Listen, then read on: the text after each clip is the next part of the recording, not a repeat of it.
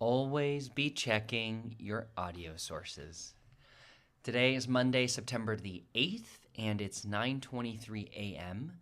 We've just passed this culmination to the full moon cycle, the eclipse that was last night, the 7th of September, lunar eclipse, and soon later in this month is a solar eclipse. But we've come full cycle to that full moon, and stuff's happening. I liken it to the concept of teaching a yoga class where obviously you're doing a light stretching, warming up the body, bringing in heat into the muscles. You go through more of a flow to add movement, and then you get to what we might call a peak pose. So the stretching, the opening of the body to reach that peak pose to represent the apex of the class, let's say. And then as you crescendo down into the closing, you relax and rest. And so that's kind of how I feel about this moon. August was a very powerful month, and now we've moved into this September. And while we're crescendoing, I don't think it means forgetting about intention and activation, as it says back there on my wall. Without forgetting and without letting go of intention and activation, ride the wave that's now coming back down. And so this month, I've got 3 placards up there on the right that I'm following or to keep in mind. One of them is action. The other is leap, and the final is metal. You might be wondering what those mean, and I will be getting into them in the coming days. But to start, it builds on activation and intention. This morning I woke up to a message that my neighbor's father had passed away. And, this morning it was around 5:30 a.m., 5 a.m., where I heard some people talking outside, and I think that was my neighbor and her mother. They were talking, and I think that's when it happened. I didn't know. I can't say it makes sense that things happen, but the energy does move, and sometimes the fierceness of death and the fierceness of energy can be here as well. So I don't know too much about the relationship between the mother, father, and daughter, but we know that often in cultures, deaths can be a little tough. And so we're beginning a new week. Yesterday there's also a lot of heightened emotions on my soccer team. And I think it's a natural order of life, or a natural order of the changing of the seasons, where folks are pushed or called to assess who it is that they have around them, assess how relationships function, and it's a constant change. There's that word again, change. 2 weeks ago at the Temazcal with Scott at Tierra del Sol, a wonderful land that is based off of permaculture and agriculture and shifting the way people relate with the crops that they eat and plant. At this Temazcal that was there, Scott spoke a lot about change, and the specifics I don't quite remember, but I remember taking away from it that things are always changing. We are not the same person we are a second ago, a minute ago, hours, or even yesterday, or even months ago. And that's really the place that we can dive in and encourage, dive into what change is bringing us, listening to the message that's going to come. And so constants are always going to be change. And I'm trying to think of a math formula to relate to it, but that's kind of how it goes. And so here we are, even though I'm reading the same passage for over a month now, let's have today be just a little different.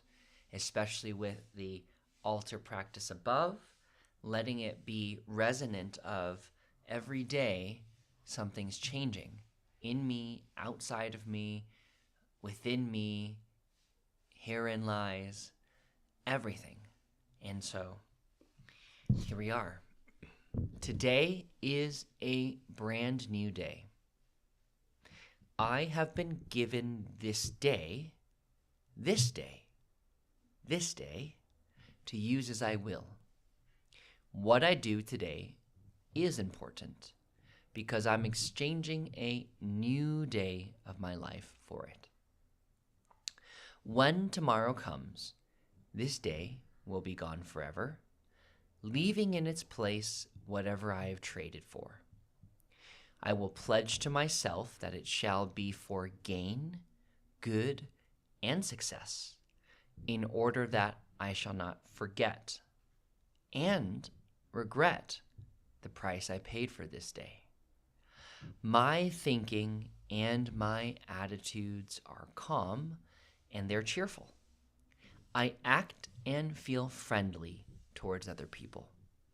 I am tolerant of other people, their shortcomings and mistakes, and I view their actions with the most favorable understanding possible. I act as though attainment of my goals. I act as though attainment of my goals is sure to happen. I receive double my income, double my wealth, and double the abundance every day. The perfect career for me is on its way. I awake in joy, in peace, commitment, focus, and impact.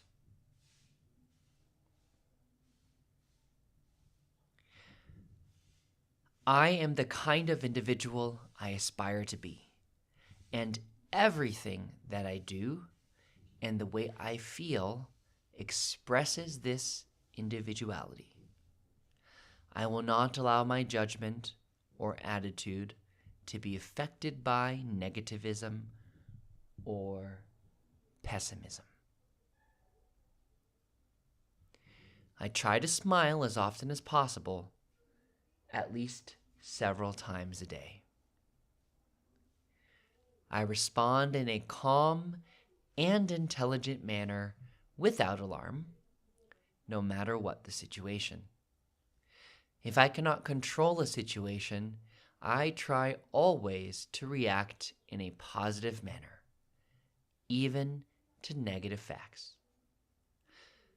I know that if I apply myself to forming habits to enable me to act in the above manner, it will have a positive influence on my self-image in a most constructive way.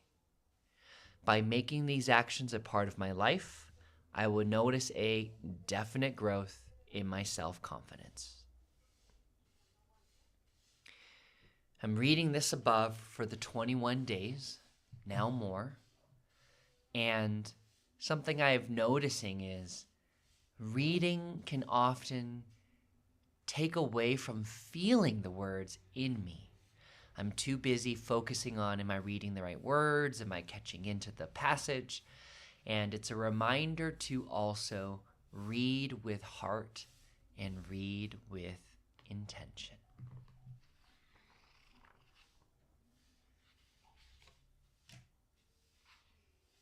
Interesting.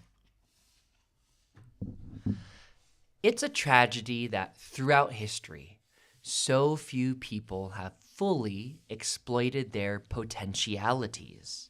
Yes, almost all people have rich, untapped areas of talent. Don't be a doubting Thomas. Follow the example of another Thomas, Thomas Jefferson, America's third president. Thomas Jefferson's accomplishments are almost beyond belief. His confidence in his powers must have been extraordinary.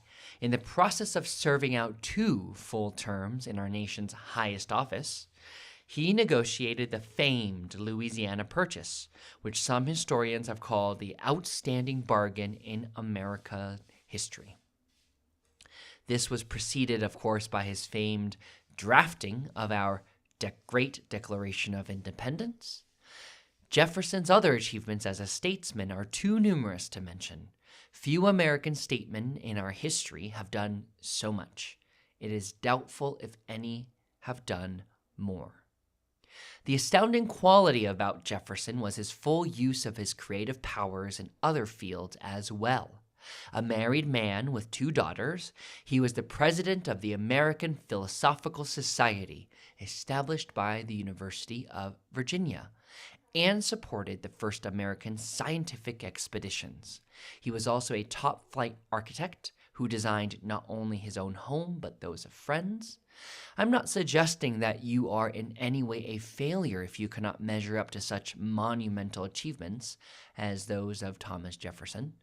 My message is simply that you should reach out to the world with your full capabilities, whatever they may be, that you should emulate Jefferson in utilizing your resources instead of blocking them. Here are the words of William Hazlitt. He who undervalues himself is justly overvalued by others. Thoughts to live by. Maxwell Maltz.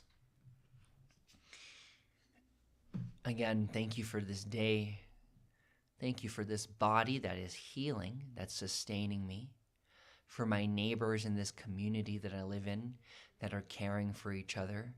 For the guys on the soccer team that in their best moments and worst moments all carry a bit of heart and love with them to be for the rest.